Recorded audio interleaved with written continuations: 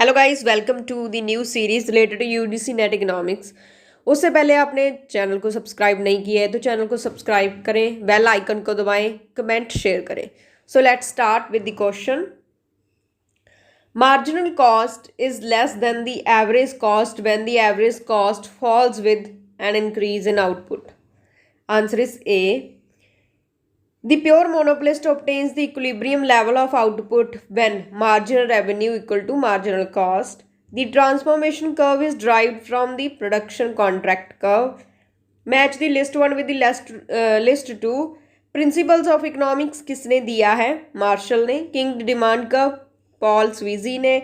Principles of maximum social advantage जो दिया है वो दिया है डेल्टन ने. Then law of invisible hand दिया है एडम स्मिथ ने. So answer is A. Then assertion is the imposition of sales tax does not affect the profit of the monopolist. Reason is the monopolist shift the burden of the sales tax on the consumer. So answer is D. A is false but R is true. Market demand for any goods is a function of price per unit of that good, price per unit of the related goods, income and taste and preference. All of the above are true. If the railway are making loss on the passenger traffic, they should lower their fares.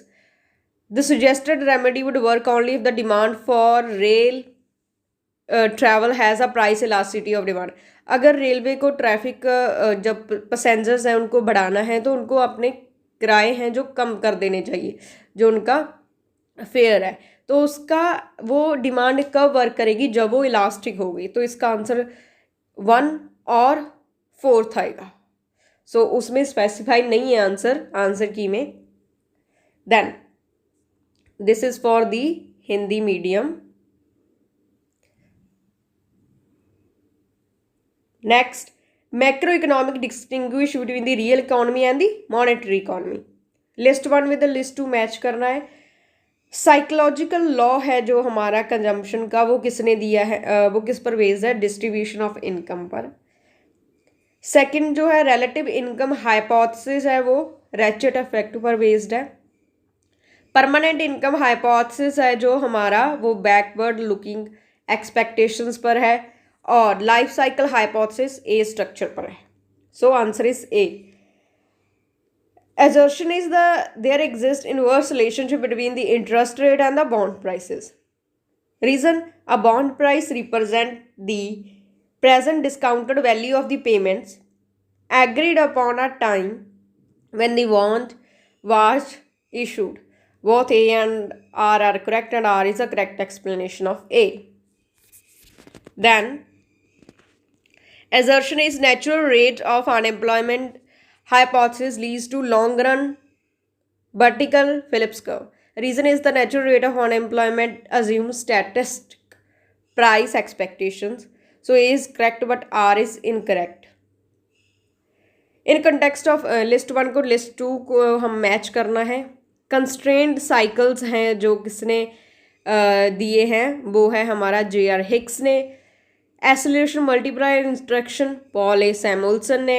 Capital stock adjustment principle जो दिया है Nicholas Kaldor ने ही दिया है. Real business cycle जो Robert J Barro ने भी दिए.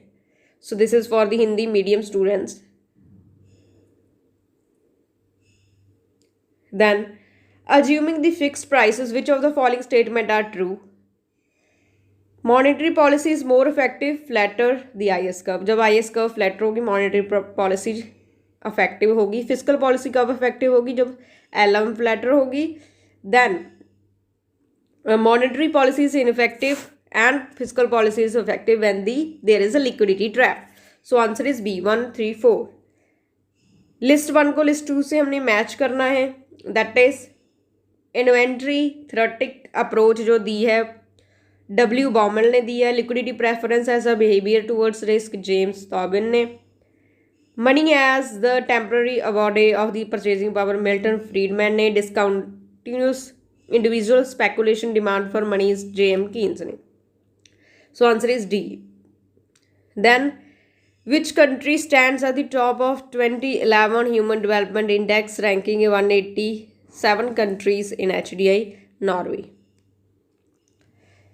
Why unlimited supply of labor Lewis meant कि लिमिटेड सप्लाई ऑफ लेबर का क्या मतलब है? Infinite labour, unlimited supply of labour का infinite labour available at prevailing base rate. According to Mr. John Robinson, the stage of golden age is equal to capital growth is equal to labor growth rate.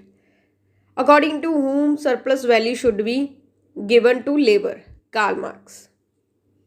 So that's all for today. If you like the video, please subscribe to my YouTube channel. Thank you.